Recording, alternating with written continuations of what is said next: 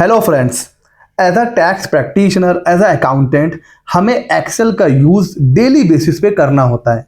फिर चाहे वो आईटीसी का कैलकुलेशन हो, बैलेंस शीट हो, प्रॉफिट एंड लॉस हो, इनवॉइस बनाना हो, एक tax practitioner Excel daily basis पे यूज़ करता है।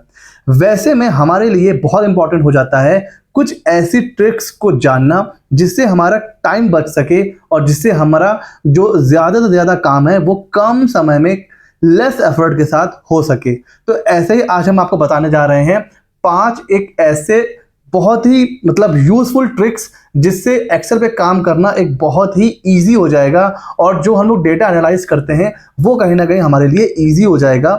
इसमें वो जो 5 फंक्शन है, एक एग्रीगेट है, सम इफ सम का एक फंक्शन है, ई डेट, इफ एरर और डेट एंड टाइम। इसको हम लोग अपनी प्रैक्टिस में कैसे यूज कर सकते हैं, या आप किसी भी फील्ड के हो, अगर आप एक्सेल में इसको यूज करना चाहते हो तो ये बहुत यूजफुल होने वाला है। सीधे मैं आपको लेके चल रहा हूं। देखिए ये क्या है, GSTR 2B। सर इसमें क्या आता है, ITC। ये तो हम सबको पता है। अभी देखिए हम लोग इसको एनालाइज कैसे करते हैं। अब हमने इसको पोर्टल से डाउनलोड कर लिया।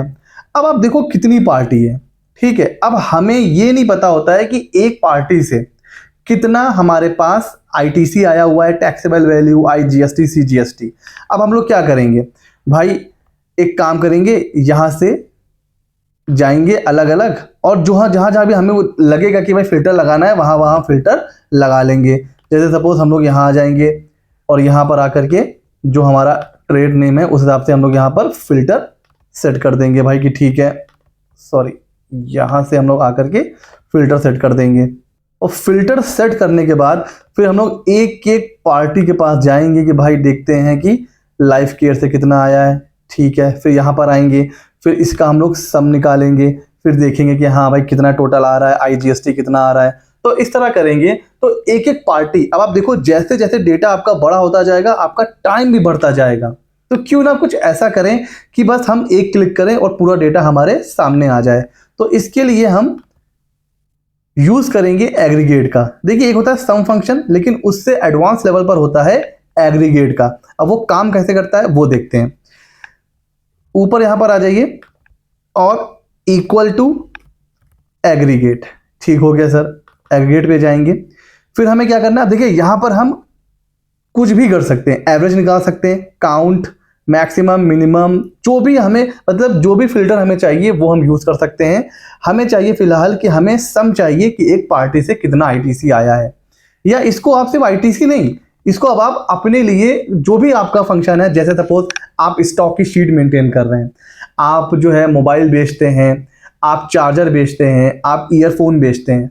अब आपको ये नहीं पता है अलग अलग पार्टी से कितना आपने माल परचेज करा है, तो वहां पे आप इस फॉर्मूले को यूज कर सकते हैं। आपको ये जानना है कि मोबाइल कितना स्टॉक में है, वो आप इससे यूज कर सकते हैं। आपको ये जानना है कि चार्जर कितना स्टॉक में है, इस फॉर्मूले को यूज करके आप वो भी निकाल सकते हैं, ठीक है। तो एग्रीगेट, फिर हम यहां पर कॉमा यूज करेंगे। अब देखिए यहां पर अलग अलग कंडीशनल फॉर्मेटिंग है कि अब आपको क्या क्या इंक्लूड करना है और क्या क्या इग्नोर करना है। अब यहां पर देखिए हमें आना है पॉइंट नंबर 5 में, इग्नोर हिडन रोज में। अब इससे क्या होगा, ये जो हिडन रोज होंगी ना उसको इग्नोर करेगा और बाकी सेल का आपको टोटल निकाल के दे देगा। उसी तरह अगर सपोज किसी आपकी सेल में कोई एरर है, ठीक है, फॉर्मूला सही नहीं लगा है या वहां पर किसी भी तरह की एरर है, उसको अगर आप इग्नोर करना चाहते हो तो वो यहां से कर सकते हो पॉइंट नंबर 6 से। हमें क्या करना है, सिलेक्ट इग्नोर हिडन रोज, ठीक हो गया सर। फिर कॉमा करेंगे। अब हमें क्या करना है, जिस भी कॉलम का टोटल हमें चाहिए टैक्सेबल वैल्यू का टोटल, तो हम क्या करेंगे, टैक्सेबल वैल्यू को करेंगे और यहां से, तो इसने हमें टोटल बता दिया है। अब हमें क्या करना है, अगर हमें पार्टी वाइज टोटल निकालना है तो हम यहां जाएंगे और जिस भी पार्टी का हमें टोटल चाहिए, जैसे लाइफ केयर, ओके करेंगे तो ये हमें टैक्सेबल वैल्यू का टोटल इसे निकाल के दे दिया है लाइफ केयर का। फिर हम आ जाएंगे, फिर हम नीचे आते हैं सर, फिर हम पेस बायोटेक पे आ जाते हैं, इसका टोटल इसने निकाल के दे दिया है। सेम इसी तरह हम IGST का टोटल भी निकाल सकते हैं, इक्वल टू एग्रीगेट, यहां पर 9, 5, कॉमा, एक मिनट यहां से इसका, ठीक है।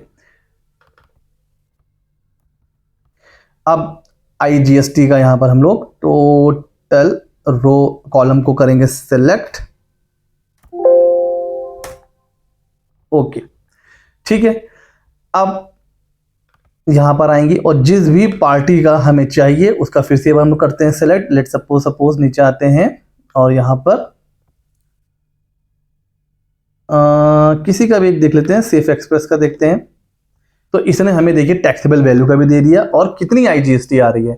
अब यहां से ना आपका GSTR 2B और जो आपकी बुक की ITC है उसको मैच करना बड़ा इजी हो जाएगा। अब सपोज ऐसा ही डेटा आप एक्सेल में मेंटेन कर रहे हैं अपनी बुक्स ऑफ अकाउंट में, और ये आपने डाउनलोड करा है GSTR 2B का डेटा, वहां पर भी आप ऐसे ही फॉर्मूला लगा लोगे और यहां पर भी आपने ऐसे ही फॉर्मूला लगा लिया। अगर ये वैल्यू मैच कर रही है मींस आपकी बुक की ITC और GSTR 2B की ITC मैच कर रही है। अब आप देखो, आपको किसी टूल की नीड नहीं है, किसी सॉफ्टवेयर की नीड नहीं है, आप सिंपल एक छोटे से फॉर्मूले से अपनी बुक की ITC को GSTR 2B से मैच कर सकते हो। और सिर्फ ITC नहीं, अब आप इसको अपने tax calculation, books of account, profit and loss, balance sheet, stock sheet, debtor की शीट, क्रेडिटर की शीट, कहीं पर भी आप इस फॉर्मूले को यूज कर सकते हो अपने हिसाब से। ठीक हो गया जी। अच्छा, अब इसको थोड़ा सा और एडवांस करते हैं और थोड़ा सा एडवांस करने के लिए हम यूज करेंगे सम इफ का फॉर्मूला। जैसे अब हमें बार बार यहां जाना है, फिर क्या करना है, फिल्टर को चेंज करना है, जिस भी पार्टी का हमें चाहिए फिर हम वहां जाएंगे, उस पर करेंगे क्लिक, फिर ये हमें बता पाएगा। तो इससे भी अगर आप बचना चाहते हो तो एक और फॉर्मूला है और वो है कमाल का फॉर्मूला। सबसे पहले देखिए, जिस भी आपको जाना है सेल में, जहां भी आपको फॉर्मूला लगाना है वहां पर आपको जाना है और फिर आपको जाना है, सबसे पहले तो इसका सारा फिल्टर आप रिमूव कर दीजिए, ठीक है। हाँ, अब आप जाइए डेटा टैब में और यहां पर देखिए डेटा वैलिडेशन आ रहा है, ठीक है। डेटा वैलिडेशन पे आपको क्लिक करना है। यहां पर देखिए एनी वैल्यू आ रहा है, इसको नीचे आइए और लिस्ट में आ जाइए। यहां पर आइए, एरो पे आपको टिक करना है। ये आपसे रेंज पूछ रहा है तो क्या करना है आपको, यहां से पार्टी का जो कॉलम है उसकी पूरी रेंज ले लीजिए, एंटर करिए और ओके कर दीजिए। अब सर ये हुआ क्या है, अब यहां पर आप देखोगे तो ये पूरी लिस्ट यहां पर भी आ गई है, ठीक है। एक्सेल में आपको अगर किसी भी चीज का ड्रॉप डाउन बनाना है तो ऐसे ही बना सकते हो, ठीक है ना, बहुत इजी। आपने देखा होगा कई बार हम लोग इनकम टैक्स की जो यूटिलिटी होती है वो डाउनलोड करते हैं, GST की डाउनलोड करते हैं, तो ड्रॉप डाउन में बहुत से ऑप्शन होते हैं, वो कैसे क्रिएट किया जाता है, वो ऐसे ही क्रिएट किया जाता है, ठीक है। तो इस तरीके से हम लोग ड्रॉप डाउन भी सिलेक्ट मतलब क्रिएट कर सकते हैं। तो यहां पर ये हमने क्रिएट कर लिया, ठीक है। अब आ जाइए उसके अगले कॉलम में, अगले सेल में, इक्वल सम, और ये ऑप्शन आ रहा है इफ एस का, इस पे क्लिक करेंगे। अब ये कह रहा है सम रेंज, तो हमें अब किसकी वैल्यू चाहिए, हमें चाहिए टैक्सेबल वैल्यू की। इसको करेंगे सेलेक्ट और इसको फ्रीज करना है। फ्रीज करने के लिए हम क्लिक करेंगे F4 भी क्लिक करेंगे। देखिए डॉलर का साइन आ गया। किसी भी रो में जब भी आपको किसी भी एक्सेल में किसी भी रो किसी भी कॉलम को फ्रीज करना हो फॉर्मूला में तो आप डॉलर का यूज करते हो, ठीक है। कॉमा, अब हमें क्या करना है, अब हमें पार्टी का नेम करना है सेलेक्ट, तभी तो अब हमें ये देखना है ना किस पार्टी के अगेंस्ट में कितनी टैक्सेबल वैल्यू, कितनी परचेज है टोटल। तो उसके लिए हम यहाँ पे पार्टी का नाम करेंगे सेलेक्ट और इसको भी कर देंगे F4 से फ्रीज। फिर यहाँ पे हम करेंगे कॉमा, ठीक है। और अब आ जाएंगे एक पीछे जहां पे अभी हमने डेटा, जहां पर अभी हमने ना ड्रॉप डाउन क्रिएट करा है ना, उस रो में आ जाएंगे और इसको कर देंगे बंद। तो ये आ रहा है 0, ठीक है। अब देखिए जादू, देखिए ये आगे टैक्सेबल वैल्यू सेफ एक्सप्रेस की। अब जिस भी पार्टी का हमें टैक्सेबल वैल्यू चाहिए, सिंपली SDFC का चाहिए, SDFC की आ गई सर, नीचे आ जाइए, इसका आ गया सर, लाइफ केयर का निकालना है, आ गया सर, बायो लाइफ का निकालना है, आ गया सर। तो इस तरीके से जिस भी पार्टी के टैक्सेबल वैल्यू निकालनी है वो यहां से आपको मिल जाएगी। ये तो हो गई टैक्सेबल वैल्यू। इसी तरह अगर आपको IGST, CGST, SGST निकालना है तो simple equal to sum if S range, यहां से आप सेलेक्ट कर लीजिए IGST को सर, इसको कर दीजिए फ्रीज, इसको कर दीजिए आप freeze, comma party trade name, इसको भी फ्रीज कर दीजिए, फिर कॉमा, फिर जो अभी हमने ड्रॉप डाउन क्रिएट किया है वहां पे जाकर के क्लिक करके और ब्रैकेट बंद, एंटर। ठीक है, अब ये IGST आ गया सर। अब देखिए यहां से करेंगे चेंज, और ये IGST की वैल्यू दे रहा है। लाइफ केयर से कितना आ रहा है, देखिए टैक्सेबल वैल्यू आ गई और IGST की वैल्यू आ गई। उसी तरह आप CGST और SGST के कॉलम में जाके फॉर्मूला पुट करके, और अब आपको बार बार ना यहां जाके फिल्टर लगाने की नीड नहीं है। अब बस आपको ड्रॉप डाउन में जाना है और जिस भी पार्टी का परचेज वैल्यू या IGST CGST निकालना है वो आप यहां से आराम से निकाल सकते हो। और फिर ऐसा ही फॉर्मूला आप अपनी बुक ITC में भी लगा लेना, वो भी एक्सेल में होगा, और वहां से मैच कर लो भाई किस पार्टी का डेटा में, किस पार्टी का ITC आया है नहीं आया है, आराम से आप मैच कर सकते हो। है ना कमाल का टूल। तो ये दो ऐसे फॉर्मूला हैं जो हम लोग डे टू डे बेसिस पर यूज करते हैं और इससे काम बहुत ईजी हो जाता है। अच्छा सर, अगला है ई डेट। सर इसका यूज कहाँ होता है? इसका यूज देखिए शीट में आता हूं। अक्सर हमें क्या करना होता है, डेटा कंपैरिजन करना होता है, या फिर हमें जैसे प्रोजेक्ट रिपोर्ट बनानी है तो अलग अलग डेटा, फर्स्ट ईयर की balance sheet, second year, third year, या मंथ वाइज डेटा बनाना होता है। तो अब यहां पर यूज आता है ई डेट का। अब एक तो तरीका है कि आप मैनुअली यहां पे जाइए, ठीक है, मैनुअली आप गए, यहां पर आपने टाइप किया मार्च 25, मार्च 26, मार्च 27, या फिर आपने यहां पर मार्च 25 कर दिया, फिर आप आइए इक्वल ई डेट, इसको कर लीजिए सिलेक्ट, स्टार्ट डेट क्या है ये रही। अब अगर आपको मंथ वाइज बनाना है तो आपको करना है 1 और ब्रैकेट बंद। अब यहां पे देखिए कंट्रोल C करके और यहां पर आप कंट्रोल V कर दीजिए। तो यहां पे देखिए मंथ वाइज डेटा आ गया, मार्च, अप्रैल, मई, जून, जुलाई, अगस्त। ऐसे आप मंथ वाइज जितना चाहे उतना डेटा क्रिएट कर सकते हैं। और अगर आपको ईयरली बेसिस पे चाहिए, क्योंकि बैलेंस शीट हो गया, प्रॉफिट एंड लॉस हो गया, तो ये मतलब ज्यादातर ये ईयरली बेसिस पे ही बनते हैं, तो यहां पर आप 12 कर दीजिए और एंटर कर दीजिए। और उसके बाद कंट्रोल C करके आगे जहां तक आपको डेटा लेके जाना है सिंपली आपको क्या करना है, कंट्रोल V। तो देखिए मार्च 26, 27, 28, 29, 30, 31। तो ऐसे करके आपका टाइम बच सकता है और आप पूरा जितना कॉलम चाहे 5 साल की बैलेंस शीट हो, 3 साल की हो, 7 ईयर्स की हो, 10 ईयर्स की हो, आप एक क्लिक पर ऐसा कर सकते हो। है ना कमाल का फंक्शन। ओके सर, अब क्या होता है, कई बार ऐसा भी होता है कि हम कोई फॉर्मूला लगाते हैं और फॉर्मूला लगाने के बाद वहां पर ऐसी एरर आ जाती है। अब ऐसी एरर जब आ जाती है ना तो दिक्कत पता है क्या होती है, जितने भी फॉर्मूला आप लगाओगे सब में एरर आ जाएगी। अच्छा, एक्चुअल में ये एरर भी नहीं है। देखिए रेशियो प्रॉफिट का निकाला जाता है सेल के बेसिस पर। यहां पर फर्स्ट ईयर है, सेल 0 है, एक्सपेंस 50,000 के हैं और आपका जो प्रॉफिट है नहीं है वो लॉस हो रहा है 50,000 का।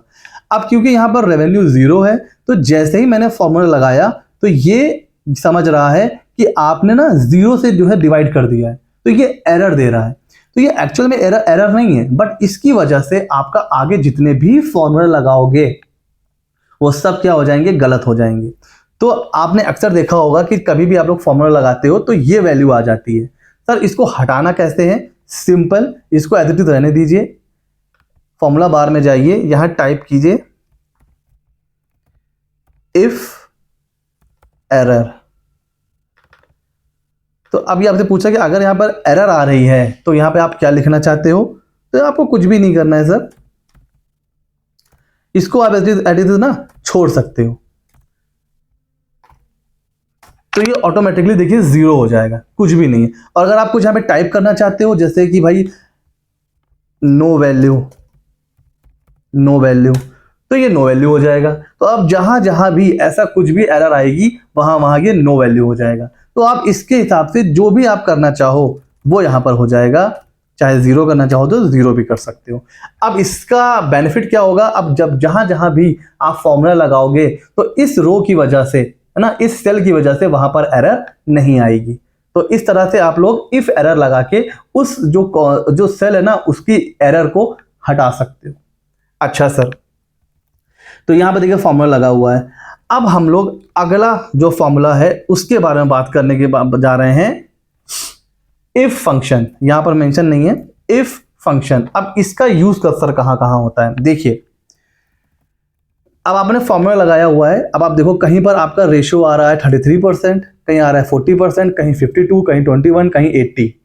इसी तरह अगर सपोज डेटा होता है, सपोज आपके पास मोबाइल है 500 पीस, ये स्टॉक शीट की बात कर रहा हूँ, आपके पास चार्जर बचे हुए हैं 250, आपके पास ईयरबड्स बचे हुए हैं 100। अब आप की जो पॉलिसी है वो ये है, जैसे ही आपका स्टॉक 100 पहुंचता है तो आप क्या करते हो, दोबारा ऑर्डर दे देते हो, क्योंकि दोबारा ऑर्डर आने में 2 से 3 दिन लगता है। जब तक ये आपके 100 बिक जाएंगे तब तक आपके पास नया स्टॉक आ जाएगा। इससे क्या होगा, कोई भी कस्टमर वापस नहीं जाएगा। तो ये आपकी पॉलिसी है। तो अब जैसे ही ये 100 पर आएगा, अब आपको ऑर्डर करना है, तो आपको चाहिए कुछ इंडिकेशन कि जैसे ही ये 100 आए तो यहां पर इंडिकेशन आ जाए कि ऑर्डर नाउ, ऑर्डर नाउ, है ना। तो ये काम होता है इफ फंक्शन का। उसी तरह मैं ये चाहता हूं कि जो मेरा रेशियो निकले वो 50% निकले। 50% से ऊपर रहेगा तो अच्छा है, नीचे रहेगा तो खराब है। तो ये चीजें कैसे मैं कर सकता हूं, ये मैं कर सकता हूं इफ फंक्शन से। कैसे होता है सर, इफ, अब जिस भी सेल में आपको फॉर्मूला लगाना है, जिसकी वैल्यू के बेस पर आपको डिसीजन लेना है, उसको करिए सिलेक्ट। और मैं यहां पे कहूंगा कि अगर ये मोर देन 50 है तो गुड, अदरवाइज बैड। ठीक है, 3 चीजें हैं। अगर ये जो वैल्यू है मोर देन 50% हुआ तो गुड, अदरवाइज बैड, और मैं एंटर कर दूंगा। अब देखिए 50% से नीचे है ना, अब मैं यहां से कंट्रोल सी करके कंट्रोल वी, अब देखिए ऑटोमेटिक यहां पर भी बैड है रेशियो, यहां रेशियो गुड हो गया, यहां बैड है, यहां गुड हो गया। सेम चीज हम यहां कर सकते हैं, इक्वल इफ। ठीक है, लॉजिक टेस्ट क्या है, ये रो जैसे ही लेस देन हो जाएगी 100 के तो एक इंडिकेशन आना चाहिए। क्या इंडिकेशन आना चाहिए सर, इंडिकेशन ये आना चाहिए ऑर्डर नाउ। ठीक है, फिर कॉमा और सेमीकोलन। ठीक है, और क्या करेंगे, एंटर। अब इसको यहां से कंट्रोल सी करके नीचे तक हम क्या करेंगे, पेस्ट कर देंगे। अब यहां पर भी हम लोग कुछ और ऐड कर लेते हैं। और क्या हो सकता है सर, और हमारा हो सकता है ईयरफोन, और हमारा हो सकता है पावर बैंक। अब ये 100 है। ठीक है, जैसे ही इसकी वैल्यू 1 कम होगी, यहां पर ये आ जाएगा ऑर्डर नाउ। जैसे ही यहां पर 85 हुआ, ऑर्डर नाउ, और जैसे ये 100 अबव जाएगा 0। ठीक है, अब हमें हमारी जो पॉलिसी है वो ये है कि जैसे ही 100 के नीचे जाता है तो ऑर्डर नाउ हो जाता है। सपोज हमारे पास चार्जर के 200 ऑर्डर आ गए, तो अब यहाँ पर बचा हमारे पास चार्जर 50। जैसे ही 50 बचा तो यहाँ पर इंडिकेशन आ गया ऑर्डर नाउ। ठीक है, तो इफ फंक्शन ये काम करता है। तो आपको मतलब कोई भी रिजल्ट चाहिए, अब जैसे आपको डेटा बनाना है स्टूडेंट्स का कि भाई 50 के अबव वाले पास हैं, 50 के नीचे वाले फेल हैं, तो वो आप बना सकते हो। इसी तरीके से कुछ भी फंक्शन जो भी आपके माइंड में है, आप जिस भी फील्ड के हो, जो भी आपको चाहिए वो इससे आप लोग क्रिएट कर सकते हो। है ना मजेदार। अच्छा सर, अब आ रहा है डेट एंड टाइम का। इसका यूज सर कहाँ होता है, कई बार ऐसा होता है कि जब हम कोई काम कर रहे होते हैं सर, तो काम हम लोग वहीं का वहीं छोड़ देते हैं और फिर नेक्स्ट डे उसको वहां से हम लोग उठाते हैं। तो अब देखिए, अब कोई काम ऐसा होता है 1 आध घंटे में हो गया, बात खत्म हो गई। बट जहां बड़े बड़े प्रोजेक्ट होते हैं वहां पर 1 दिन में काम नहीं होता है, कई कई दिन लग जाते हैं। तो अब आपको ये पता लगाना है कि भाई मैंने जो है आज से 2 दिन पहले कहाँ तक काम किया था, आज कहाँ तक काम करा है, कल कहाँ तक काम किया था। तो इसके लिए आप उस पर्टिकुलर सेल के सामने या उसके आगे पीछे ऊपर नीचे कहीं भी जाके डेट एंड टाइम को सेट कर सकते हो। कैसे, सिंपल फॉर्मूला है नाउ और ब्रैकेट। आपको कहीं पर भी फॉर्मूला लगाना हो, आपको क्या करना है, इक्वल नाउ और एंटर। तो देखिए डेट एंड टाइम आ जाता है। और अगर आपको सिर्फ और सिर्फ चाहिए डेट तो इक्वल टुडे और कॉलम बस। तो इस तरीके से आप लोग डेट एंड टाइम कहीं पर भी आप एंटर करना चाहते हो तो वहां पर आप इसको एंटर कर सकते हो। इसका बेनिफिट ये है, यहां पे आप सेव कर दोगे। अब क्या होगा, कभी भी एक हफ्ता पहले आपने कहां तक काम किया था तो आपकी जो प्रोग्रेस है ना वर्क की, वो आप लोग वहां से डिसाइड कर सकते हो कि भाई मैंने लास्ट वीक यहां तक काम किया था, कल यहां तक काम किया था, आज यहां तक काम किया है। तो इस तरीके से आप लोग यहां पर डेट जो है वो कर सकते हो। और कई बार क्या होता है, हमें सिर्फ डेट लिखनी होती है आज की, तो आज की डेट हम टाइप करें तो इससे अच्छा है क्या करना है, बस टुडे करके और एंटर कर देंगे तो हमें वहां पर डेट मिल जाएगी। तो ये वो फंक्शंस हैं जो एज अ टैक्स प्रैक्टिशनर और एज अ अकाउंटेंट जो भी इस फील्ड में है उनको ये फंक्शन कहीं ना कहीं डेली बेसिस पे यूज करना होता है। तो इंस्टेड ऑफ कि आप उसको मैन्युअली करिए, इन फॉर्मूला को यूज करिए, इससे आपका टाइम बचेगा। टाइम बचेगा तो जो काम मैं कह रहा हूं 1 घंटे में हो सकता है वो आधे घंटे में हो जाएगा। तो जो टाइम बचेगा उसमें हम कुछ और काम कर सकते हैं। ज्यादा काम करेंगे तो ज्यादा कमा सकते हैं। जैसा कि हमारा जो स्टार्टिंग से जो नारा है, लर्न मोर अर्न मोर, तो उसी की तरफ कहीं ना कहीं जब हम अपना टाइम बचाते हैं तो कहीं ना कहीं वो टाइम हम किसी दूसरे काम में लगाते हैं, हम अपनी नॉलेज को इंप्रूव करने में लगाते हैं। तो इससे अल्टीमेट हमारी ग्रोथ होती है। तो कैसे लगे ये फॉर्मूले मुझे जरूर बताइएगा। आज का वीडियो कैसा लगा मुझे जरूर बताइएगा। और ऐसे ही मजेदार और इंटरेस्टिंग टॉपिक्स के लिए हमारे चैनल CA Mehta 24 को सब्सक्राइब कर लीजिए। मिलते हैं अगले नॉलेजेबल वीडियो में।